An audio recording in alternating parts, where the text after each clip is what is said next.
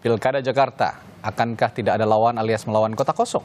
Sejumlah nama yang mencuat yakni Ridwan Kamil dipastikan maju di Pilkada Jakarta, namun kini nama Anies Baswedan terancam batal mendapat sejumlah dukungan partai politik, khususnya Partai Keadilan Sejahtera atau PKS.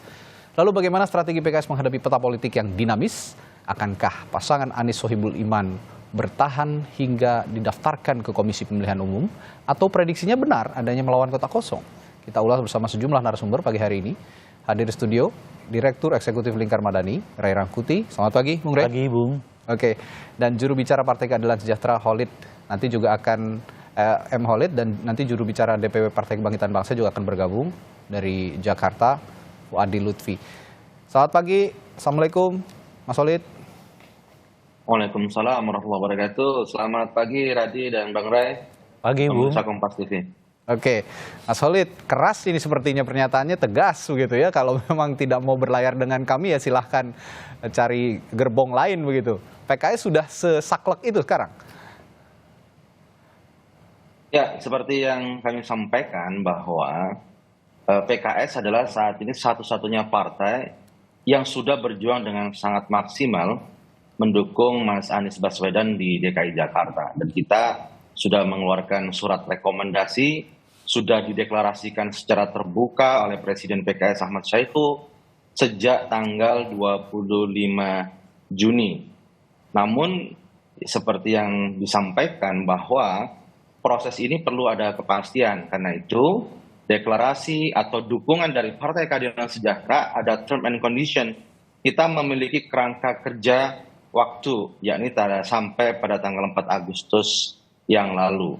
Ya. Dan itu juga sudah kita sampaikan kepada Mas Anies. Mas Anies, tolong ini dipenuhi persyaratan sehingga kita bisa berlayar. Meskipun Partai Keadilan Sejahtera, partai pemenang di Jakarta, kita masih kurang 4 kursi. Ya. Karena PKS masih 18 kursi.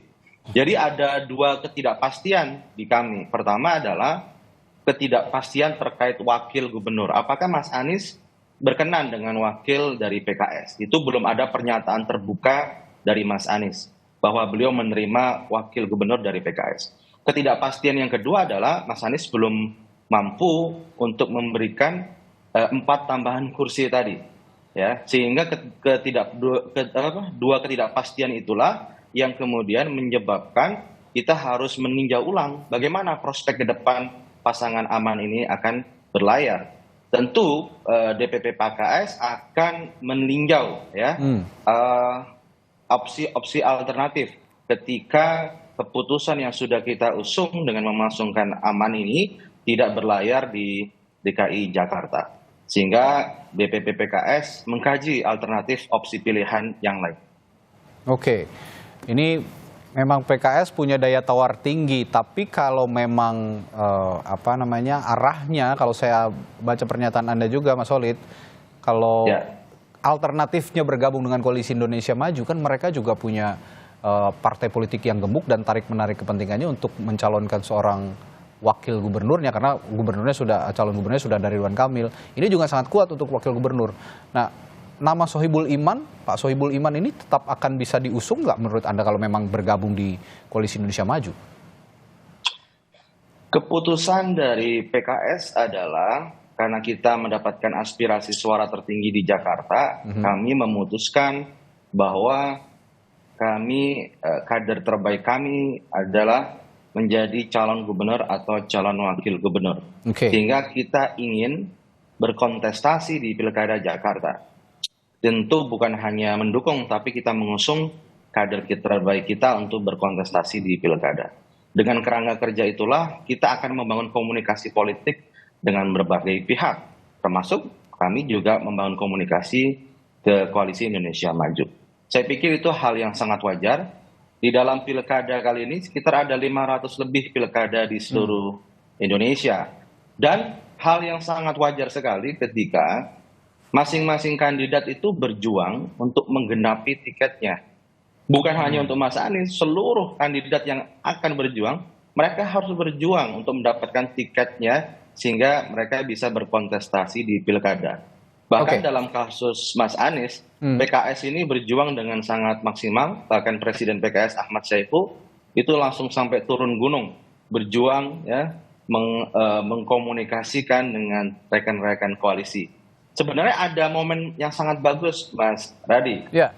Waktu Nasdem pada kalau nggak salah tanggal 22 Juli kalau nggak salah ya, nanti bisa dicek lagi, itu menyatakan bahwa mendukung Mas Anies dan menyerahkan wakilnya itu ke Mas Anies. Dan ini saya pikir kalau itu diambil momentum itu, saya pikir itu akan menjadi tiket akan berlayar saat itu. Oke. Ya, tapi pada akhirnya saat ini kita tentu akan menjadi semakin sulit karena hingga detik ini hanya PKS yang mengeluarkan rekomendasi untuk Anies Sohibul Iman. Tidak ada partai yang lain yang mengeluarkan rekomendasi. Oke, tapi begini Mas Holid, sebelum saya nanti tanyakan juga ke PKB, saya sapa dulu. Ada juru bicara DPW PKB DKI Jakarta, Fuadi Lutfi. Selamat pagi. Mas Fuadi, Assalamualaikum. Selamat pagi. Oke, saya sebelum ke Mas Fuadi, saya tanya lagi satu ya ke Mas Holid. Mas Holid, begini loh, tapi kalau PKS punya daya tawar yang tinggi dengan 18 kursi. Ini kan kurang 4 kursi ya, ada 18 kursi. Menjadi pemenang di Jakarta pada Pileg lalu. Ini kan posisi daya tawarnya tinggi, tapi kenapa diserahkan kepada seorang Anies Baswedan untuk memilih wakilnya? Langsung saja kalau memang PKS punya intensi untuk mengusung kadernya sebagai pendamping Anies Baswedan, bakal calon wakil gubernur, sejak awal bilang saja bahwa Sohibul Iman tidak ada daya tawar, bahwa tidak ada tawar-menawar, maksud saya tidak ada tawar-menawar bahwa Sohibul Iman harus menjadi pendamping Anies Baswedan. Sejak awal kita sudah sampaikan kader kita harus maju sebagai calon gubernur atau calon wakil gubernur.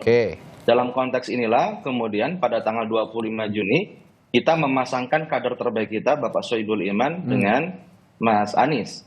Ya, sehingga muncullah pasangan aman tersebut. Jadi ini merupakan opsi yang sudah kita berikan kepada Mas Anies, tentu ada term and condition sampai tanggal 4 Agustus yang lalu. Karena itu kita menginginkan ada kepastian terkait wakil gubernur dari Partai Keadilan Sejahtera. Kepastian yang kedua adalah kekurangan tiket kursi 4 kursi tadi. Dua hal inilah yang kita minta dalam kerangka kerja selama 40 hari itu. Kita berharap selama 40 hari itu kepastian terkait wakil gubernur terjawab dan kepastian terkait 4 kursi tambahan juga terjawab. Namun sampai tanggal 4 Agustus kepastian dua hal tadi itu tidak terpenuhi. Oke. Saya ke Mas Fuadi kalau begitu. Saat ini posisi PKB sepertinya juga masih melihat-lihat begitu ya, mana yang potensial untuk diajak kerjasama politik di Pilkada Jakarta. Tapi tadi malam ada komunikasi juga dengan sepertinya dengan Pak Prabowo ya. Ketua Umum PKB, Ketua Umum Anda, Mohaimin Iskandar bertemu Prabowo. Dan ini sinyal kuat sepertinya untuk bergabung ke Koalisi Indonesia Maju. Bagaimana sejauh ini komunikasinya Mas Fuadi? Iya, berbicara konteks Pilkada Jakarta ya, tentu sikap PKB dengan PKS berbeda. Nah, PKB ketika mendeklarasikan Pak Anies yang kita dukung sebagai calon gubernur, itu tidak mensyaratkan apapun, berbeda dengan sikap partai politik yang lain. Nah, ada juga kemarin PKS yang mengajukan syarat kalau mau didukung maka harus ngambil wakil dari PAN, semisal kayak siapa namanya Anjani yang disebut gitu.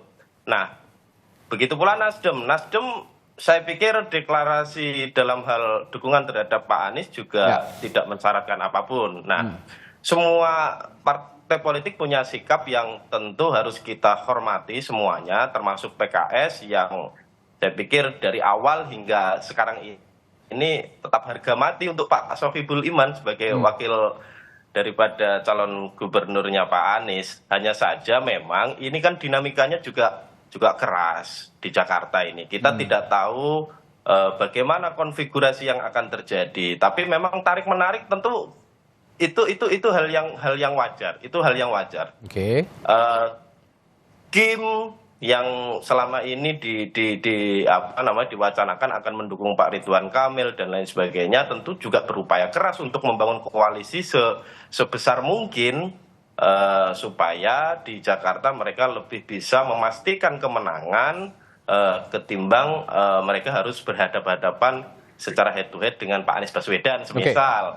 Nah, makanya kemudian PKB, PKS atau Nasdem yang kemarin sempat berseberangan dengan koalisi Kim ini, lantas kemudian tarik-tarik untuk bisa masuk menjadi bagian dari koalisi mereka di Pilkada Jakarta.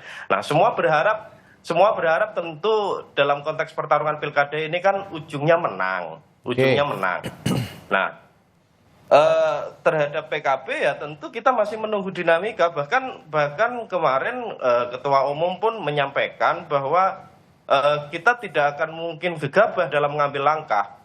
Kalau kemudian semisal kita mengeluarkan rekomendasi untuk calon kepala daerah, rupanya semisal dia tidak mendapatkan dukungan dari partai lain atau tidak memenuhi kursinya untuk bisa berlayar, ya kita sama dengannya juga rugi dalam posisi itu. Sehingga ya kita saling tunggu aja.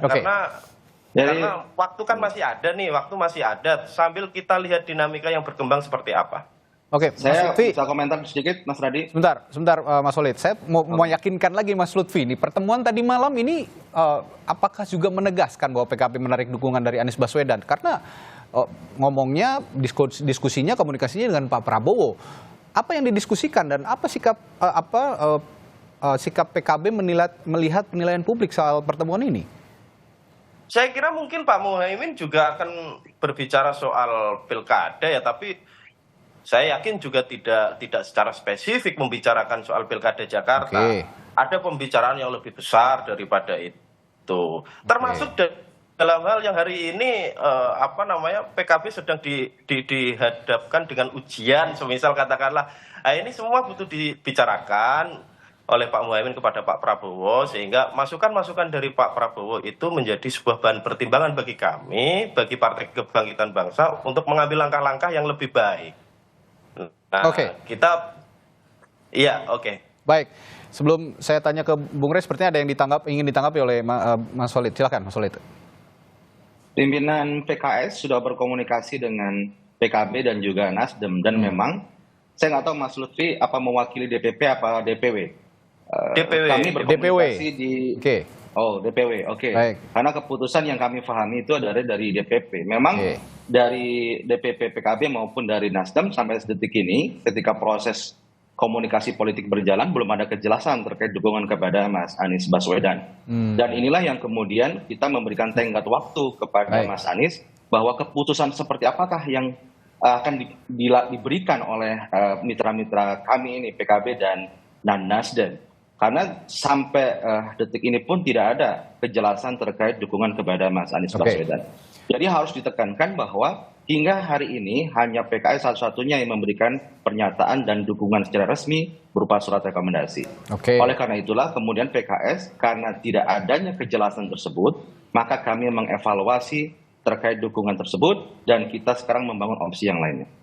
Demikian. Bung Rey, apa yang sedang dimainkan partai politik pengusung Anies saat ini, kalau yang Anda lihat? Iya, kan kalau PKS itu kan mengatakan dengan waktu 40 hari kan, akan mengevaluasi gitu. Nah, opsinya apakah ke Kim atau membangun koalisi yang lain gitu. Yang penting kan bagi PKS itu kan dia mendapat kursi kalau nggak nomor DKJ 1 atau DKJ 2 kan.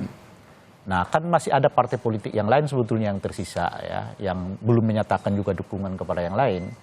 Nah, apakah PKS misalnya tidak mencoba mengkoordinir PKB, Nasdem dan juga PDI untuk bangun koalisi sendiri, di mana nanti PKS-nya yang akan mendapat kursi nomor 1 atau nomor 2 gitu ya. Itu kan alternatif yang lain.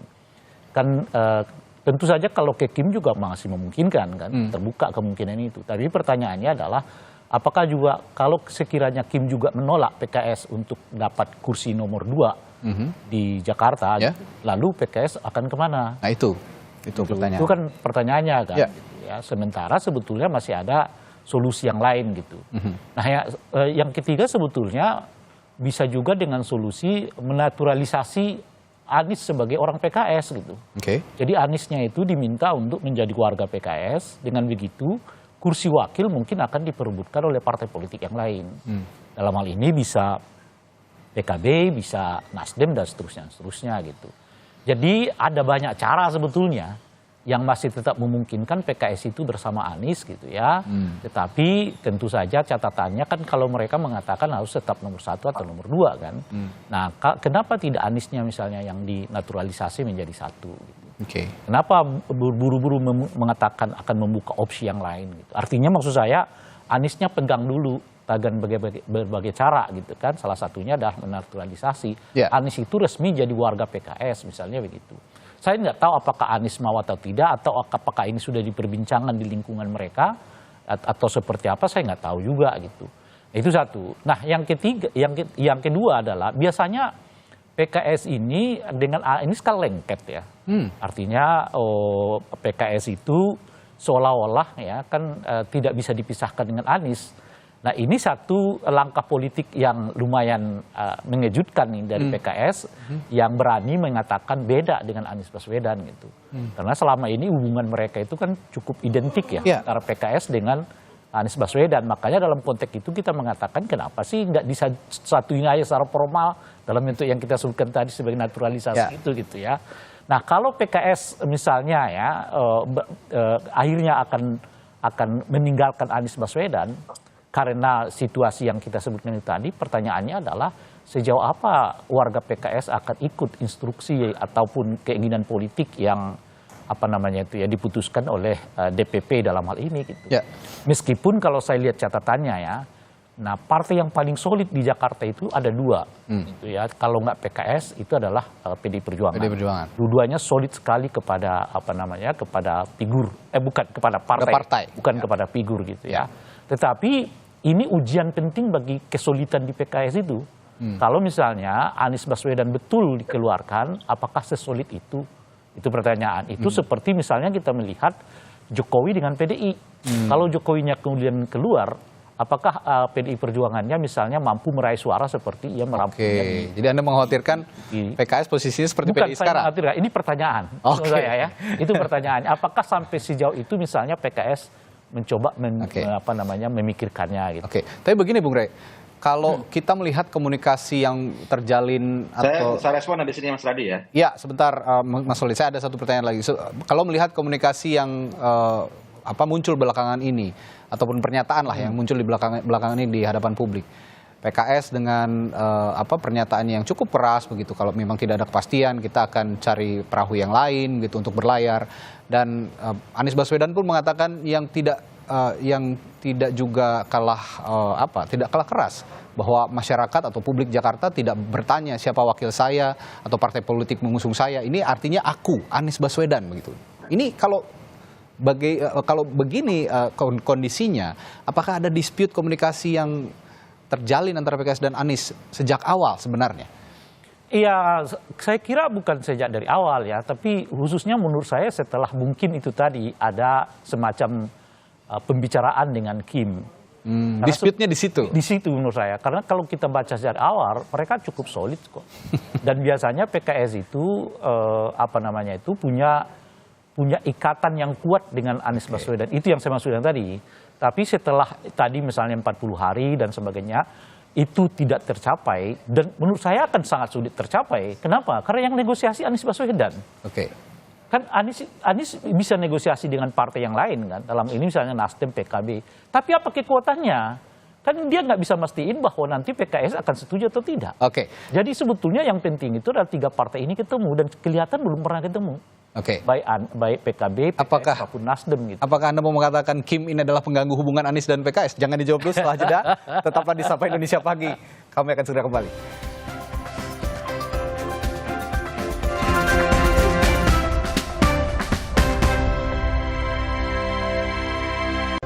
Tadi sempat terungkap dari Bung Ray Rangkuti bahwa dispute komunikasi antara Anies Baswedan dan PKS karena Kim. Apakah Anda mau mengatakan Kim ini menjadi koalisi Indonesia Maju ini menjadi pengganggu hubungan Anies dan PKS, Bung Ray? Iya kan, bukan hanya PKS menurut saya kan. PKB kan juga begitu kan. Kemudian yang masih kurang agak samar-samar itu soal Nasdem kan. Cuma memang bacaan saya PKS dan PKB itu target utama dari Kim. Untuk didapatkan di Jakarta dalam konteks koalisi yang besar itu dan borong-borong partai itu gitu. Nah Nasdem itu mungkin target kedua atau ketiga, tapi target utamanya itu adalah PKS dengan PKB. Kalau PKS dan PKB masuk di dalam Kim, memang pilkada Jakarta udah selesai. Sekalipun misalnya tinggal menunggu apakah Nasdem dan PDI Perjuangan mau dukung, mau bersatu kan. Nah sekarang ini akan kita lihat kan belum ada reaksi PDI Perjuangan. Nggak kita tahu nih sebetulnya apa gitu. Sebetulnya kalau mau nih PKDI dengan PKS ketemu aja, menurut saya itu udah cukup kuat. Tanpa harus memikirkan figur, karena kekuatan mereka bukan pada figurnya. Kalau di Jakarta ya, kekuatan mereka itu pada soliditas partai politiknya.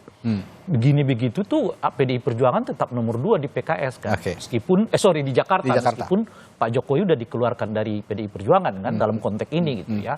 Jadi artinya 15 plus dengan 18% kan udah cukup kuat itu di Jakarta. Kalau ditambah dengan figur yang cukup mumpuni atau cukup punya basis di Jakarta, akhirnya klop gitu. Nah, jadi makanya itu saya sebutkan itu solusinya sebetulnya banyak sekali gitu. Dan cuman kelihatan itu PKS itu lebih condong untuk masuk ke Kim gitu. Kenapa nggak pakai solusi misalnya PKS aja? Mungkin figurnya Anies nggak, tapi cari figur yang lain, gabung 4 partai ini untuk mendapatkan tokoh baru dalam konteks mendorong kan ini kan masalahnya kelihatan Anies seperti tidak terlalu menerima Sohibul Iman kan. Itu kelihatan masalahnya. Nah, kalau begitu cari figur yang lain yang bisa menerima Sohibul Iman kan. Misalnya tentu dalam perbincangan di luar Kim kan gitu. Nah, karena ke Kim juga masih begitu kan, tidak ada yang menyatakan bahwa dengan sendirinya kalau PKS masuk maka ketua atau kader PKS akan jadi calon wakil gubernur Jakarta kan, nggak ada janjian begitu juga gitu. Makanya kan saya tanyakan tadi kepada Bung Holik kan, kalau sekiranya Anda nggak mendapatkan itu juga di Kim, lalu apa? Gitu. Nah, apa yang akan Anda respons soal pertanyaannya Bung Rey tadi, Mas Holid? Oke, pertama ya terkait masalah naturalisasi ya, Bung Roy ya. Jadi kalau kita lihat begini, posisi dari Pak Anies sendiri sudah menyatakan kalau beliau adalah independen, dia bukan anggota partai. Dan itu juga sempat terucap juga dari teman-teman PKB, jangan dong, jangan di PKS kan Pak Anies. Itu dari teman-teman DPP PKB. Oke, itu pertama clear ya. Justru kalau nanti Pak Anies sebagai kader PKS, bisa jadi Nasdem sama PKB makin jelas posisinya tidak mendukung Pak Anies. Itu yang pertama. Yang kedua, sebenarnya kalau kita melihat ini seolah-olah beban itu diberikan semuanya ke PKS, itu salah. Kenapa? PKS itu sudah memberikan 80% kontribusi dengan 18 kursi. Tinggal 20% lagi, yaitu 4 kursi. Dan di semua pilkada, kandidat itu berperan sangat besar dalam melengkapi tiketnya. Dan ini yang kita tunggu sebenarnya. Misalnya begini, PKB kan di beberapa pernyataannya, ya masalah wakil gubernur kita lihat dong, jangan dipaksakan. Oke, kita duduk bareng dulu. Tapi pernyataannya sampai sekarang, PKB tidak ada dukungan kepada Mas Anies secara ofisial. Mungkin di DPW mungkin, tapi di DPP tidak. Nasdem misalnya, sampai kita tunggu sampai detik ini juga tidak ada secara resmi, secara tertulis terkait rekomendasi tidak ada. Sehingga nanti misal PKS mengusulkan Anies Sohibul Iman. PKB mengusulkan siapa wakilnya? Nasdem mengusulkan siapa wakilnya? Itu pun tidak ada. Sehingga nanti Mas Anies sebagai kandidat calon gubernur bisa menentukan wakilnya siapa. Tapi PKS jelas, kita sebagai partai pemenang, kita mengusulkan dengan jelas. Kita mengusung Mas Anies dan Pak Sohibul Iman. Nah, justru kita tunggu dari PKB apa, Nasdem apa. Sampai detik ini tidak ada kejelasan terkait sikap tersebut. Jadi itulah yang harus kita pahami bersama. Kemudian kalau kita melihat bagaimana dengan opsi-opsi yang lain, saat ini kita melihat justru yang cukup clear dari Kim ya, dari Golkar. Golkar menawarkan Ridwan Kamil sebagai calon gubernur, dan ini sedang kita kaji di DPP mengenai hal tersebut. Bagaimanakah skema-skema yang muncul terkait tawaran ini? Karena sudah saya sampaikan di awal bahwa waktu 40 hari itu seharusnya cukup untuk menjadi sebuah proses komunikasi politik. Dan tentu tidak baik jika politik itu last minute. PKS tidak mau politik last minute. Kita ingin ada kejelasan di awal. Dan teman-teman PKB harus ingat juga, ya, kalau candaannya Presiden PKS ke Pak Gus Imin, ya dulu kita ketika ditentukan Anies Muhaimin, PKS itu dengan riang gembira loh. Kita menyanyikan Jalal Waton di DPP PKS menyambut kedatangan Caimin. Saya kira teman-teman PKB harusnya mengingatlah memori-memori indah perjuangan kita bersama gitu. Tapi saya nggak tahu memori indah yang kita berikan kepada PKB, justru PKB tidak memberikan balasan yang setimpal kepada kami. Oke. Tidak ada balasan yang setimpal. Bagaimana nih Mas Wadi? Jadi harusnya kita ukhuwah Islamiyah, ukhuwah watoniyahnya harusnya dikuat. Oke, Mas Wadi respons Anda bagaimana? Tidak ada balasan yang setimpal sampai sekarang, nggak jelas nih Jakarta nih mau diapain gitu. Gimana Mas Wadi? Iya. Memang ini kan kita sedang berusaha untuk mengurai benang yang kusut ya. Oke. Di Jakarta ini pilkada menjadi sebuah kontestasi yang sangat kuat beririsan dengan politik di tingkat nasionalnya. Nah, sehingga meskipun DPW PKB DKI Jakarta sudah menyatakan dukungan terhadap Pak Anies dengan deklarasi dan lain sebagainya, tapi ya memang realitanya hingga saat ini DPP belum memberikan keputusan apapun terkait pilkada Jakarta. Nah, memang dinamikanya ini menjadi satu analisa tersendiri ya bagi kami ya, karena tentu hitung-hitungan kami mana aspek mudorot dan aspek manfaat yang lebih besarnya yang akan kita hitung. Nah, ini kan masalahnya semua punya kepentingan, semua punya cara pandang dan semua punya pemikiran yang berbeda-beda. Terhadap PKS yang mendukung Pak Anies dengan syarat menyodorkan wakil gubernur semisal Pak Sohibul Iman. Nah, ini bagian dari cara dan sikap partai politik yang bisa mengunci keadaan. Nah, Nasdem pun juga sama, sudah menyatakan dukungan tapi belum ada keputusan dalam bentuk surat resminya. Ya. Itu belum ada. Nah, PDI juga begitu. PDI wacananya terlalu banyak figur tokoh yang kemudian disodorkan untuk bersanding dengan Pak Anies. Tapi tentu PKB di tingkat DPW PKB DKI Jakarta masih konsisten terhadap keputusan untuk mendukung Pak Anies sebagai calon gubernur. Nah, kita sering berdiskusi, kita sering berkoordinasi dengan DPP mengenai perkembangan dan dinamika politik di Jakarta. Itu terus kita sampaikan. Tapi pada akhirnya nanti keputusan seperti apa ya wallahu alam. Nanti DPP yang akan menentukan semuanya itu. Yang jelas kita struktur di bawah ini sami'na wa ata'na terhadap apapun yang menjadi keputusan ketua umum kami. Oke.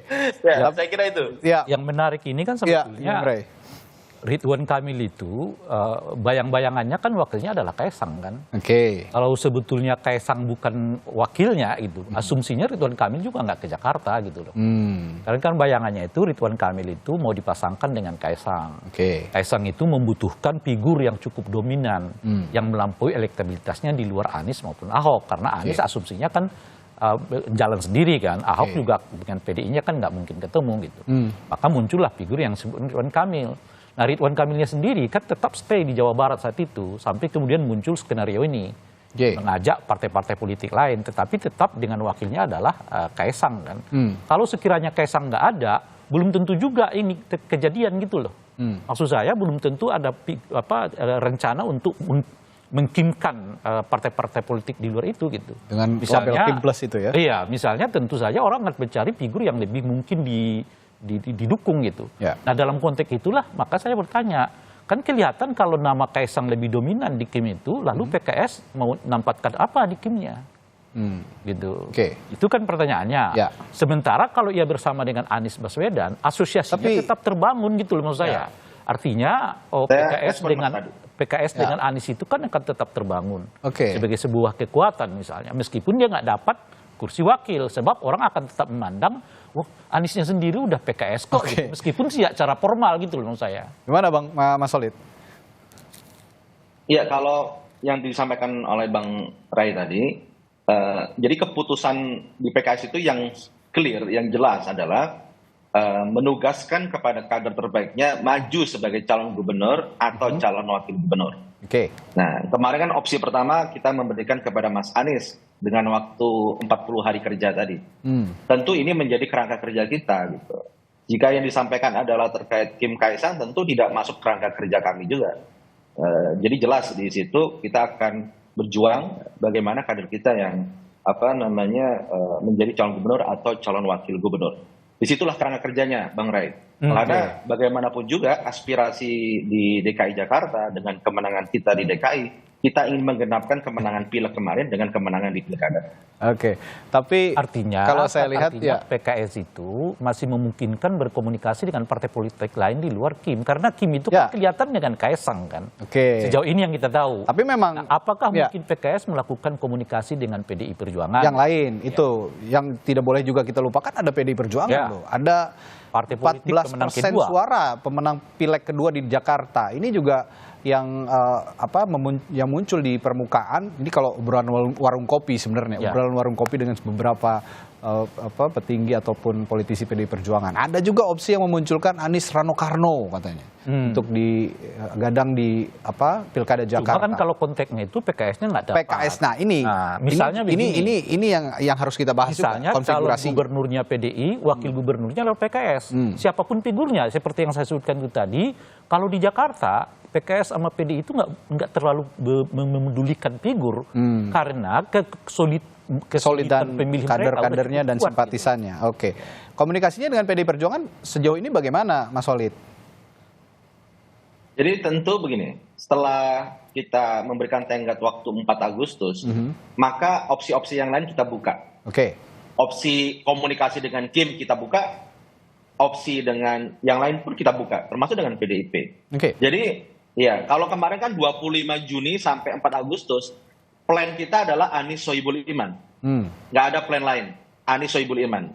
Bagaimana tiketnya berlayar. Tapi setelah tenggat 4 Agustus, maka kita membuka opsi kepada, kita komunikasi dengan Kim, bisa juga dengan PDIP, bisa kita juga buka. Tentu psikologis, bagaimana chemistry, bagaimana penjajakan itu, yang tahu kondisinya adalah di pimpinan kami. Pimpinan PKS dengan pimpinan PDIP apakah bisa berkomunikasi lebih mudah, ataukah dengan pimpinan kami dengan pimpinan di Partai Golkar misalnya, atau dengan partai-partai di Kim. Itu yang sedang kita lakukan saat ini. Oke, Mas Fuadi, sebegitu menggodakah koalisi Indonesia Maju bagi PKB sekarang dalam konteks Pilkada Jakarta? Ya sebenarnya semua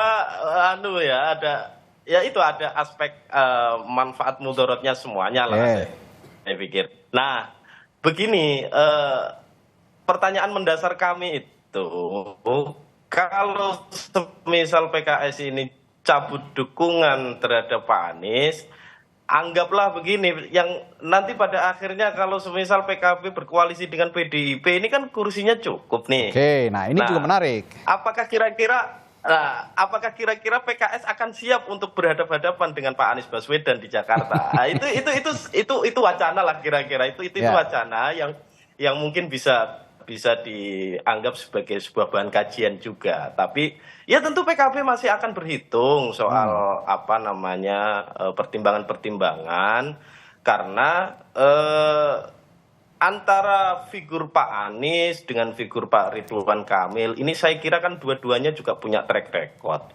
Dua-duanya punya kapasitas yang pernah menjadi kepala daerah di masing-masing wilayahnya. Pak Anies di Jakarta, Pak Ridwan Kamil di Jawa Barat. Nah, tentu pengalaman-pengalaman itu yang menjadi satu bahan pertimbangan juga bagi kami dalam melihat figur secara utuh. Itu. Mas Lutfi, saya bertanya soal koalisi Indonesia Maju, tapi Anda memunculkan nama PDI Perjuangan. Ini menarik. Kalau memang komunikasinya terjalin dengan baik, mengapa tidak koalisi dengan PDI Perjuangan? Iya, artinya kan selama ini kita membangun komunikasi itu kan dengan siapapun ya, dengan PDI kita bangun, dengan Nasdem juga kita bangun. Nah, peta politiknya akan terjadi seperti apa ya, tentu nanti itu bergantung pada konfigurasinya masing-masing gitu. Terhadap PDIP ada juga yang menyodorkan nama supaya Pak Rano Karno disandingkan dengan Pak Anies. Iya kan, ada juga Ahok yang kemudian diwacanakan ingin disandingkan dengan Pak Anies. Nah, bahkan yang lebih ekstrim lagi, ada wacana juga bahwa kalau semisal PKS ini meninggalkan Pak Anies, udahlah baiknya Pak Anies kasih baju PKB atau kasih alma mater PKB. Ada yang begitu juga. Nah, semua pertimbangan ini masih sedang kita kaji. Kita sering memberikan masukan demi masukan ke DPP supaya dalam pengambilan keputusan ya tentu akan berdampak positif untuk peningkatan dan kebesaran PKB ke depan di Jakarta. Ya. Saya kira itu. Terakhir, Bung Rey, saya melihatnya apa ya? Mas Radi, saya respon ya. Nanti terakhir saya tanya ke Mas Khalid. Saya kok melihatnya ini apa ya, beyond kepentingan politik masing-masing partai. Ada sosok invisible hand sepertinya yang apa ya, bisa membuat koalisi Indonesia Maju begitu perkasa sekarang untuk melakukan lobby-lobby politik dimanapun, tidak hanya di Pilkada Jakarta. Anda melihat hal seperti itu juga? Ya, kalau Jakarta sih menurut saya basisnya lebih pada pragmatisme kan. Makanya misalnya kalau PKS itu akhirnya nggak bergabung dengan Anies tapi dengan Kim, tapi mereka juga nggak mendapatkan jabatan wakil gubernur di situ, itu artinya ada yang lebih besar dari sekedar wakil jabatan gubernur yang diincar oleh PKS gitu. Apa itu ya saya nggak tahu. Bisa saja misalnya 2 kursi kabinet kan sangat mungkin kan. Misalnya begitu. Jadi jatuhnya politik sandra? Oh, bukan politik sandra, tapi pragmatisme. Oh, pragmatisme. Kalau saya nggak dapat wakilnya kan setidaknya dapat itu setingkat lah dengan 2 jabatan menteri misalnya kan. Ditambah dengan wamen di beberapa tempat, komisaris di beberapa tempat kan. Masih untung juga kan kira-kira gitu. Kalaupun kemudian akhirnya artinya apa gitu? Artinya kalau sampai PKS itu tidak mencalonkan Anies lalu masuk ke Kim tapi nggak dapat juga wakil, itu artinya ada yang diincar lebih dari sekedar itu gitu. Terlebih Presiden, atau yang sebanding dengan itu. Terlebih Presiden PKS juga sudah memberikan kode ketika berbicara. Masalahnya sekarang adalah apakah semua tawaran itu sudah bisa dipastikan? Itu tawarannya. Sebab kalau itu gambling, nasib PKS juga pertanyaan loh di Jakarta. Sebab mereka seperti mengabaikan suara yang muncul dari warga PKS itu yang lebih dominan untuk tidak bergabung dengan Kim sampai sejauh ini kan. Gitu. Terakhir silakan Mas Khalid. Saya respon pertama dari PKB, wacana bisa 1000 wacana, tapi satu tindakan bisa menghabisi atau menegasikan wacana 1000 wacana itu. Jadi sampai detik ini saya melihat teman-teman PKB masih berwacana, ya. Bahkan untuk dukungan kepada Mas Anies belum ada kejelasan, Mas Fuadi. Mohon maaf nih harus saya sampaikan. Dan teman-teman Nasdem juga sama. Dan itu yang kita tunggu selama 40 hari ini belum ada kejelasan. Itu yang pertama. Kemudian yang kedua, spekulasi yang disampaikan oleh Bang Rey. Tadi saya sampaikan bahwa PKS memiliki kerangka kerja bahwa DKI Jakarta, PKS akan berkontestasi karena kita adalah partai pemenang, kita bisa sebagai calon gubernur atau calon wakil gubernur. Dan satu lagi nih Bang Rey, yang perlu dipahami bahwa dalam kontestasi pilkada, maka beban yang terbesar itu adalah di kandidat, bukan pada partai pengusung. Jadi ketika kandidat dia ingin berlayar, PKS sudah mengenapi 80%. Maka ketika 20% kursi sisanya itu tidak terwujud, maka itu adalah responsibility, tanggung jawab dari kandidat tersebut untuk memastikan tiket tersebut berlayar. Enggak lah Bung Khalid. Kalau di Jakarta, Ridwan Kamil nggak ngapa-ngapain, yang kerja partai. Karena ya Ridwan Kamil yang absolut menang itu di Jawa Barat. Bahkan mau mengatakan mau ikut ke Jakarta pun tidak. Sampai saat ini loh. Saya tidak ingin mengomentari bagaimana. Karena belum konkret mau masuki. Dalam konteks ini, Mas Khalid ingin mengatakan itu. Sudah at all cost by all means sudah diberikan kepada Mas Anies. Sampai hari ini kita belum pernah mendengar pernyataan Khalid. Gini loh Bung Khalid, sampai hari ini kita belum pernah mendengar pernyataannya Ridwan Kamil bahwa dia siap datang ke Jakarta. Yang ada itu ya pertanyaan on the way saja ya, gitu, on the way ke Jakarta. Oke, tapi apapun itu, ini ya dinamisme politik di Jakarta ini memang tiap hari hitungannya bisa berubah per detik, bahkan tidak hanya per jam atau per menit, bahkan per detik begitu ya. Termasuk juga anggapan publik terkait keperkasaan Koalisi Indonesia Maju yang ingin membangun Koalisi Indonesia Maju Plus tidak hanya di Jakarta tapi di beberapa pilkada di daerah. Ini juga menarik untuk kita tunggu bersama. Baik, terima kasih perspektifnya hari ini Direktur Eksekutif Lingkar Madani Ray Rangkuti, juru bicara Partai Keadilan Sejahtera M. Khalid, dan juru bicara DPW Partai Kebangkitan Bangsa Jakarta Fuadi Lutfi. Sehat selalu Bapak-bapak, sampai bertemu kembali. Assalamualaikum. Waalaikumsalam.